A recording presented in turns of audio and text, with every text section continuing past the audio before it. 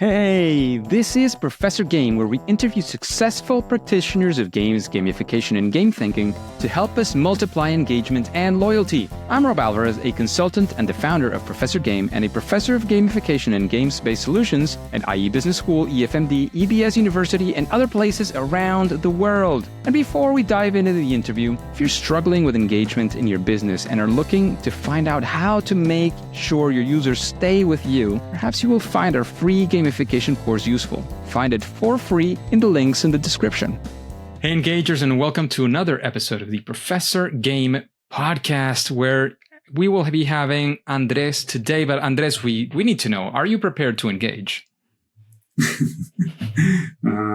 Well, I'm already, so yeah, we can go. Go ahead. Let's do this. And we have Andrés León today, who's a recognized leader in immersive technologies and digital transformation, and he's currently the studio manager for Streamline Studios in Colombia. Colombia, Latin America, not Colombia in the US. So people get confused there. Colombia, Latin America, right next to my home country, Venezuela. With over 2 years in this role, he has successfully expanded the company's influence in Latin America by spearheading innovative projects in the metaverse and industrial metaverse sectors. His efforts focus on delivering cutting-edge immersive experiences tailored to the dynamic needs of businesses across multiple industries. He's also a lecturer in innovation and digital transformation, which complements his professional journey by guiding students and organizations embrace new technologies. And he is a frequent speaker at industry events like Campus Party Colombia and was named the top 100 thought leader in digital transformation. A passion marks his career for exploring the intersection of creativity and technology to drive impactful change. And before Streamline Studios, he held key roles in Claro Colombia, where he led innovation initiatives and developed B2B products in areas such as IoT and Big Data. He has a strong background in innovation management, team leadership, and strategic market expansion. To Andrés, there's plenty of things to dive in there, but is there anything that we're missing before we take off with our questions? No, really good, really good. Thanks for the invitation, Rob, and thanks for your research about my background. No, basically, I'm techie. I love the technology. I love the geek culture. So for me, the video games is the perfect industry because you can collide all the technology and all the passions for the geek culture. So for me, and thanks for this podcast. I really love your program. Awesome. Thank you very much for your kind words. So, Andrés, as a director of Streamline Studios for Colombia, what does a day with you look like? Like if we were with you for a day or a week, wherever you want to go for, what would that look like, feel like? What are the main things that you're focused on these days? Well, basically, I have my role is like 40% could be administrative task. Well, somebody must be responsible to see that the bills are paid, the payroll is running, the software is updated with the proper licensing, things like that. So I work in many aspects for administrative things with my teams. Only we have some vendors who we have the outsourcing for accounting and things like that. And that is the boring, but we must do part.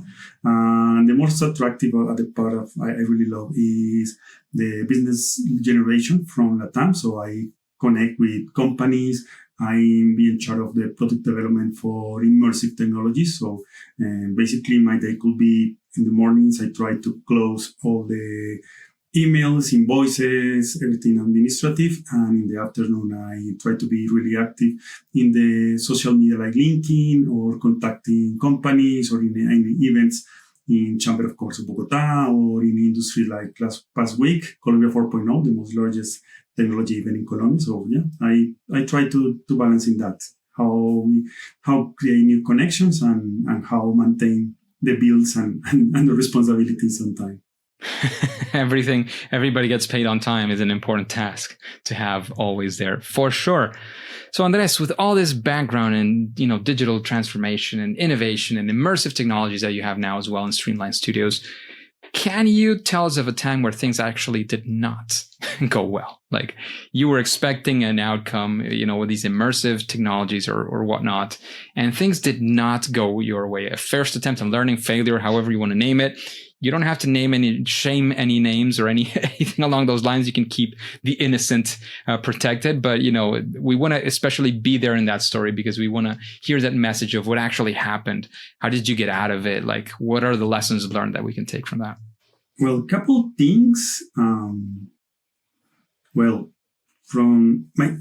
My background came from the traditional IT technologies, ERP, CRM, things like the regular companies use.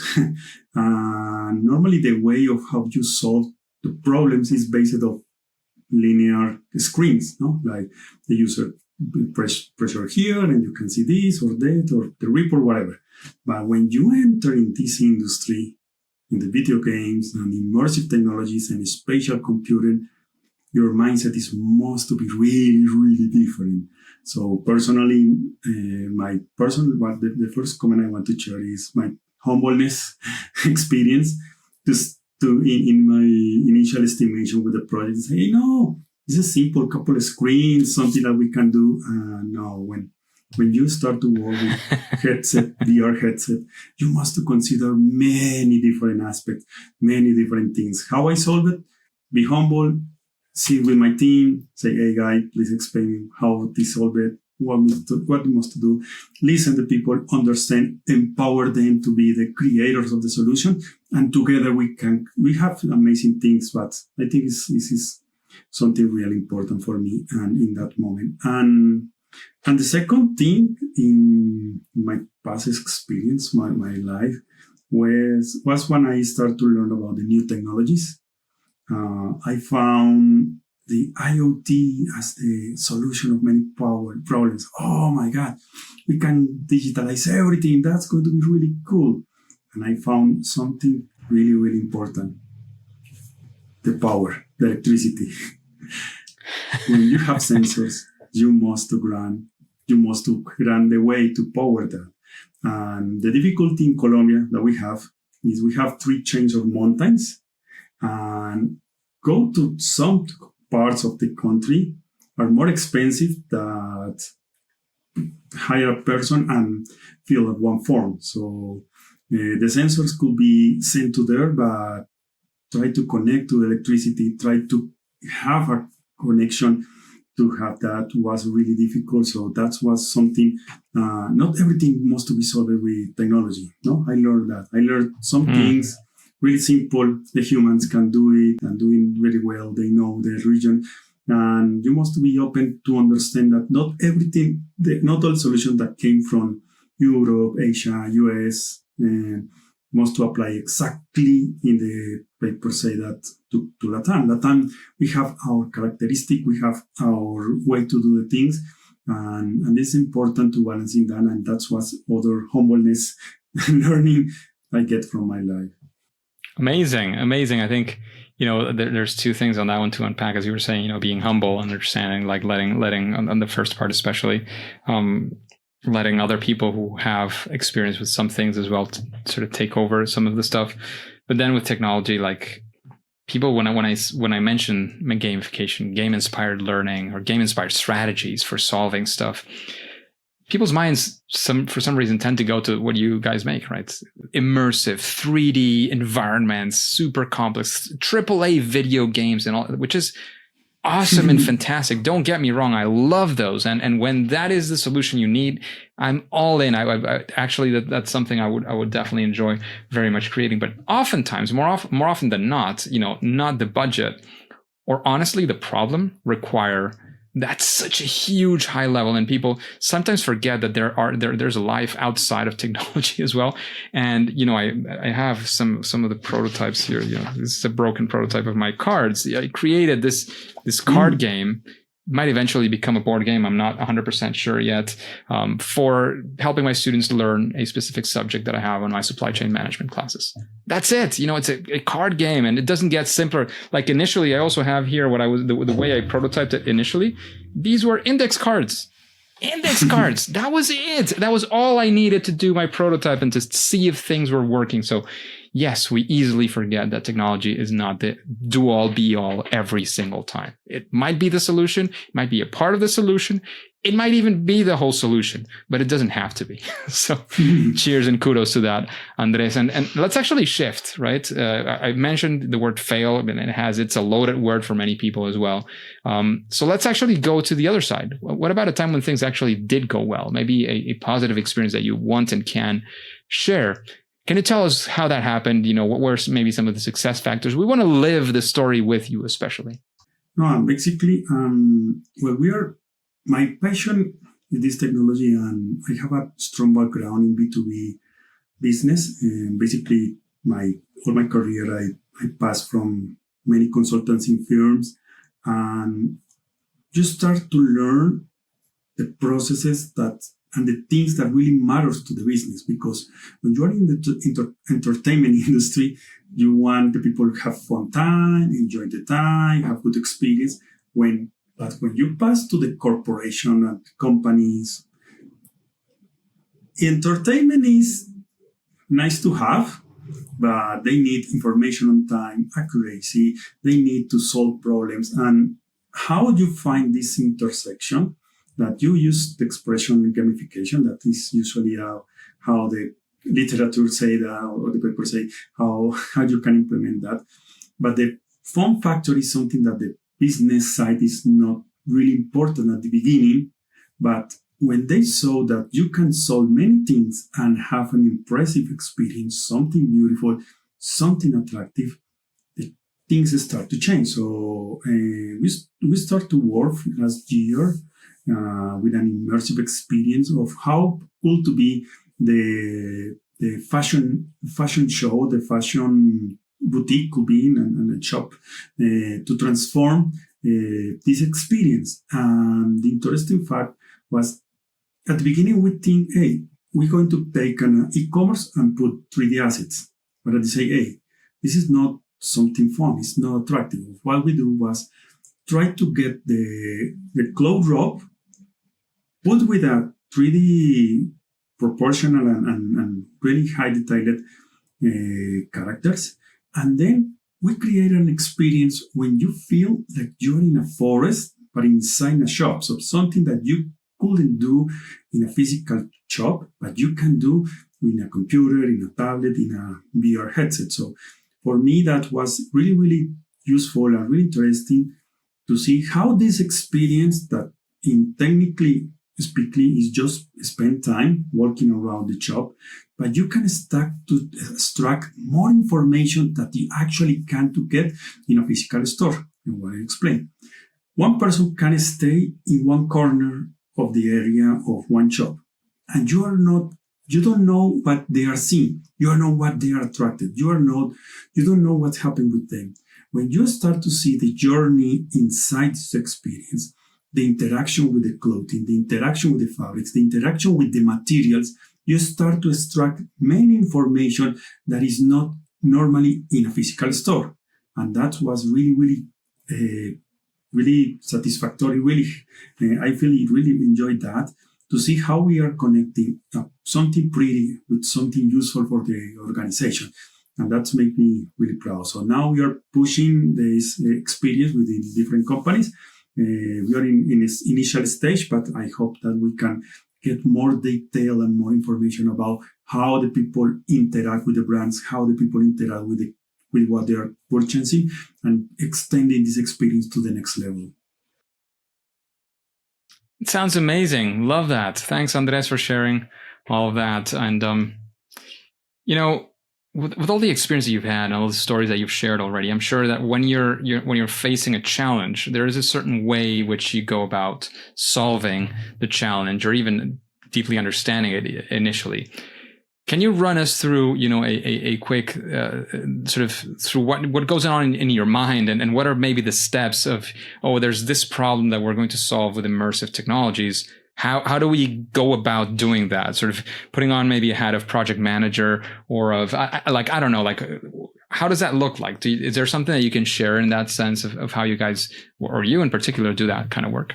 No, really, when I have a new problem, normally I start to stress. and enter the chaos. My initial thought that we're going to die, and then I try to keep calm, relax, and try to see the things in other ways. Obviously, we are humans, and desperation and the time is always a challenge. But I love in agile methodology, I prefer the concept of product owner to understand, because it's what is the really important when you're going to solve something is understand what is the real needs of your user or / client. Depending at the end, the client is not necessarily the final user. So well, we can discuss for that in another chapter. But when you understand who's going to use this, what is really important to them, and understand that you have different layers of people who you must to attend, is really important to give that sensibility to your team. And one tool that I love to use is user personas, the Canvas. It comes for user personas. So I put a name like, hey, this is Juan. Juan is the sales representative for this brand. And this is Maria. Maria is the person who's going to use and going to purchase something. Oh, this is Michael, and Michael is the IT, the head of IT and the responsible of this. And have these different users give you a more detailed, more focused way to solve the things. And then I love the brainstorming session with my team. I love to hear them and try to work with them. It's not necessarily with brainstorm. I prefer different way. We can use design thinking. We can use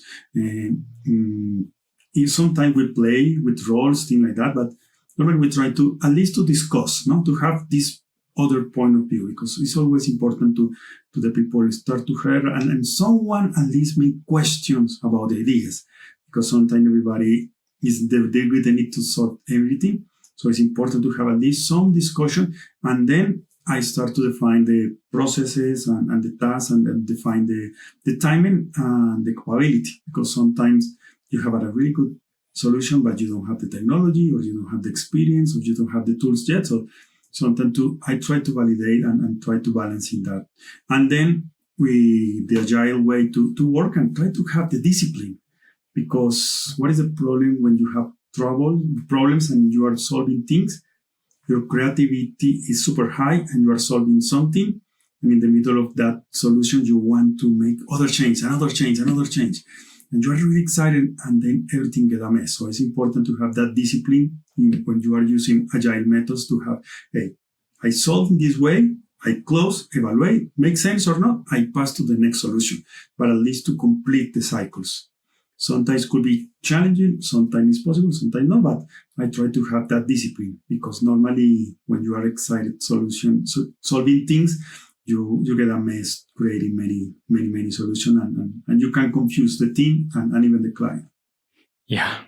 Getting excited is the kind of problem that gets you into trouble every now and then, for sure. But to be fair as well, it is the kind of, I'd rather have the excitement problem than the I have no idea what to do here, or I'm unexcited entirely about what I'm doing, right? It's almost a good problem to have, I would say. But the best strategy, as you're saying, I think a good way to face it is through agile methods, where you have that discipline of doing things a certain way, so that excitement is, I don't want to say contained, but actually directed in the right direction. So Andrés, that is fantastic, and you've shared a lot of golden nuggets in your process. Is there something that you would like to call a best practice, something that you would say, well, do this in your immersive project, and your result is going to be at least a little bit better than it was if you didn't do this, or think about it this way, or whatever the best practice is? At this moment, the immersive experience are really challenging, something we start to discuss previous to this recording.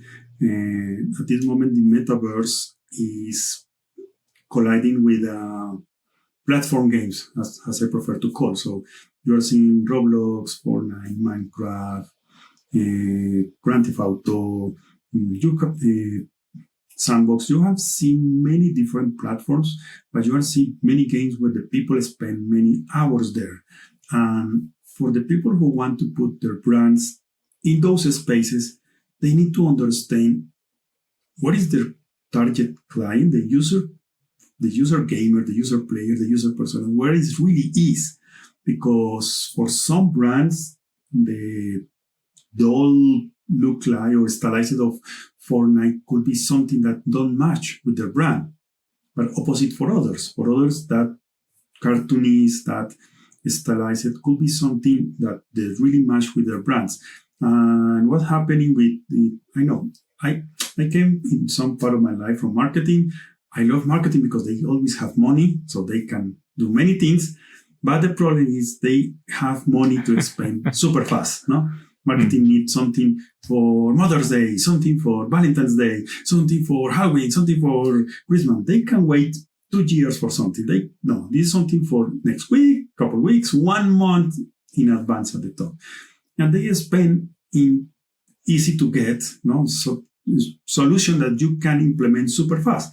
And those platforms like Fortnite, Roblox, and the others are really good and really fast to implement. But at the end, you are losing the momentum to attract the people, to start to understand them.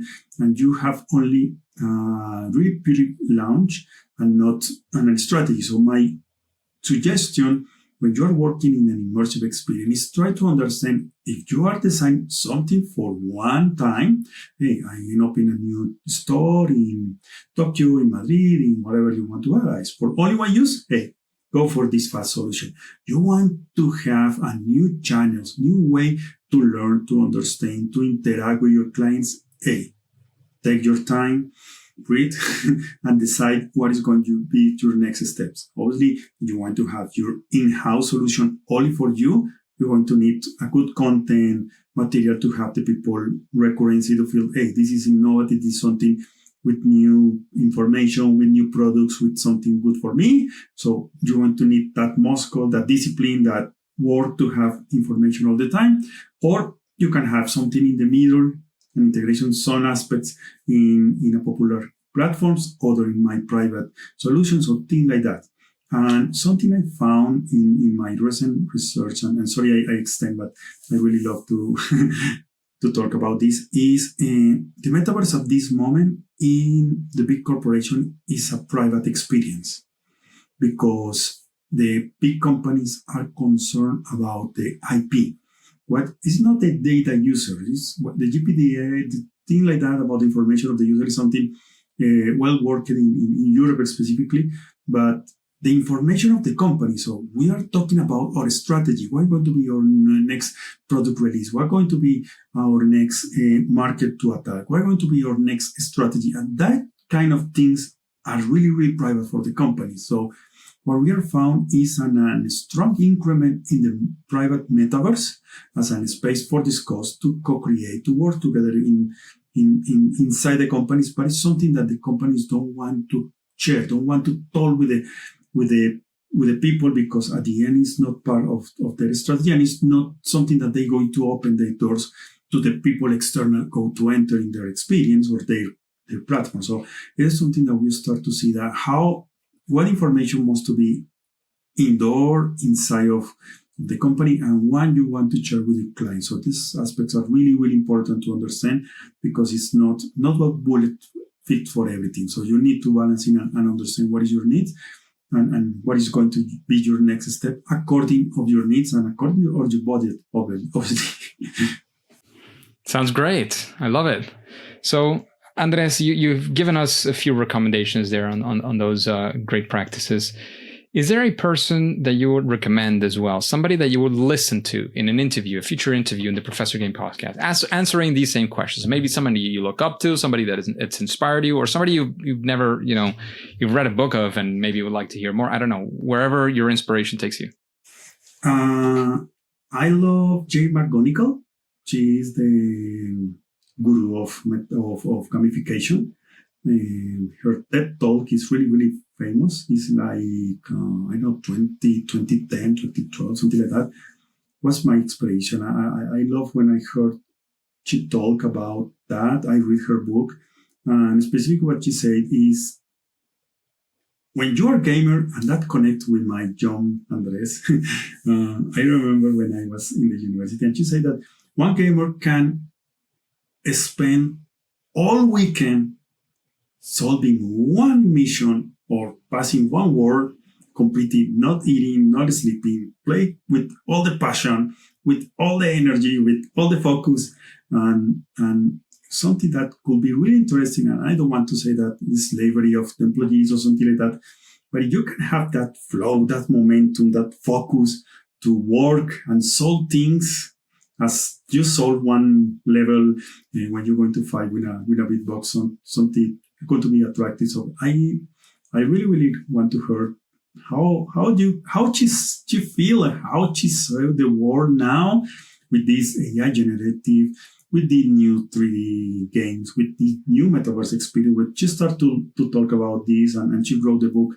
wasn't the technology as the level of now. So I really like to hear about what she's thinking about the new world with her. Absolutely. Jane McGonigal is very, very high on the list. She's been mentioned. I haven't made the numbers ever, but I think she's probably the most mentioned potential guest for Professor Game in the past. For full transparency, I have attempted to contact her a few times. I know she has a very busy schedule. She has a lot of people following social media. So, I completely understand. I'm not upset about it or anything. But I have tried a bit. I haven't been like full blown, like, oh, I'm going to get it. Like, but I have tried a few times. So if anybody in the audience or you, Andres, if you have ever contacted with her and it would probably be more helpful for her so that she can bring this to her attention. If anybody knows her, to have an introduction. So that would be absolutely amazing. Not expecting it, that's fine. But if anybody hearing this has it and would love to have her on the podcast, I'd be very, very excited to get an introduction as well. I will try in any case in the future. Once again, that I'm fine with that. Thank you, Andres, for that fantastic recommendation. You talked about her book, Reality is Broken, Super Better. And the other one that I'm not sure if there's another one that came out recently, I think. I haven't read it.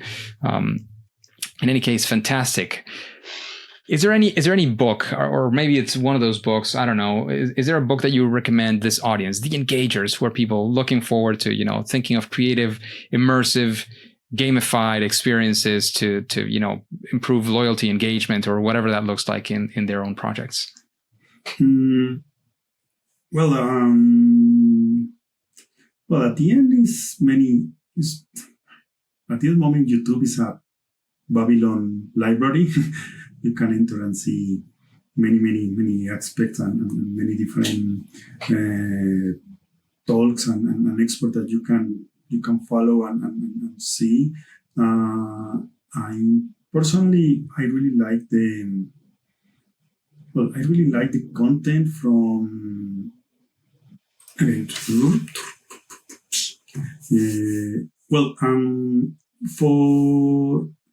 For immersive technologies, I really like at this moment all what is happening in the Digital Fashion Week for New York, London, and Paris. Is something that's really attracting me, because it's a redefinition between what is happening with NFTs, what is happening with the clothing, what is happening with the experience. And someone I recommend, but she puts a lot of things in LinkedIn and have an amazing talks in LinkedIn, is Kadim James. I never spoke with her yet, but I really like what she does and what she expresses.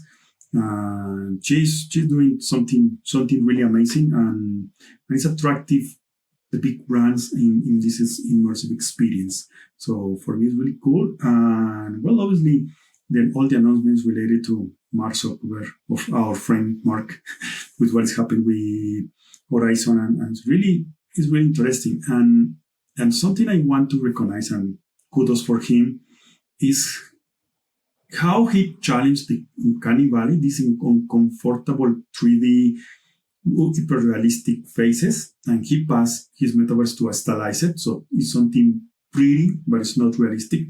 And now with the new VR glasses, he's creating something really realistic, and it's not uncanny. So for me, something really impressive what they are doing. And follow all the patterns on what they are expressing is something really important to follow and understand, because at the end they are setting the next step of not necessarily this industry, but at least this technology. And it's important to be aware of what is the market researching and what is the market proposing or what going to be the future of the experience. And I'm not sure if it's going to be the future or the near future, because this is moving super fast, super fast. Absolutely. So, Andres, we get to the difficult question now. Andres, what would you say is your favorite game? Oh my God.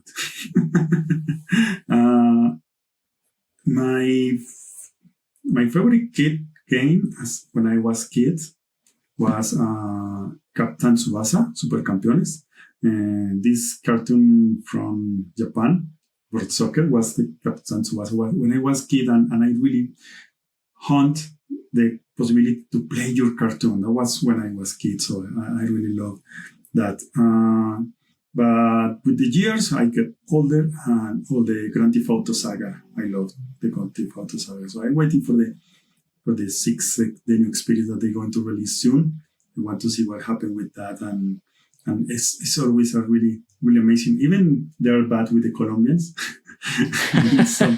some characters are really villains for Colombian, but well, what we can do is part of our image. But I really love that open world experience is really cool for me. GTA series is very, very impressive in that sense as well. So, Andres, we're arriving to the end of the interview. I don't know if there's anything else you want to make sure that you say, any final piece of advice, where we can find out more about your work, both at Streamline Studios and anything else you might be doing. This is, your final couple of minutes. So all you. No, well, then we have blog in the Streamline, in middle line in Streamline, middlelinestudios.com if you want to reach out. I'm really passionate and active in LinkedIn, so please search me, Andrés León 1. If I love to talk and share information and learn many things, so I really appreciate if you want to follow me and continue with this. And no, my only advice for the young people who want to enter in video game and immersive industry is this is the most excited time in the world at this moment. These technologies that appear is not going to replace the human.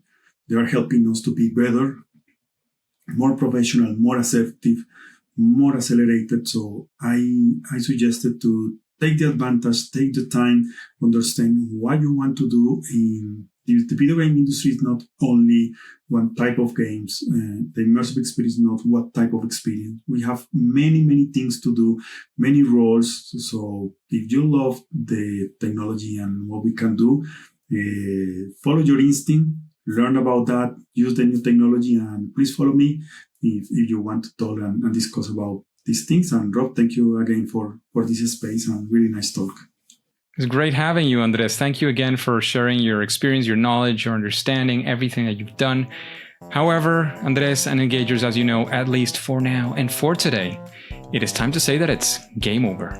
Hey, Engagers, and thank you for listening to the Professor Game podcast. And since you are into gamification and game-inspired solutions, how about you go into the free gamification course that we have for you? Just go to professorgame.com/free gamification course, all one word, professorgame.com/free gamification course, and get started today for free. After that, we will also be in contact and you will be the first to know of any opportunities that Professor Game might have for you. And remember, before you go on to your next mission, before you click continue, please remember to subscribe using your favorite podcast app and listen to the next episode of Professor Game. See you there.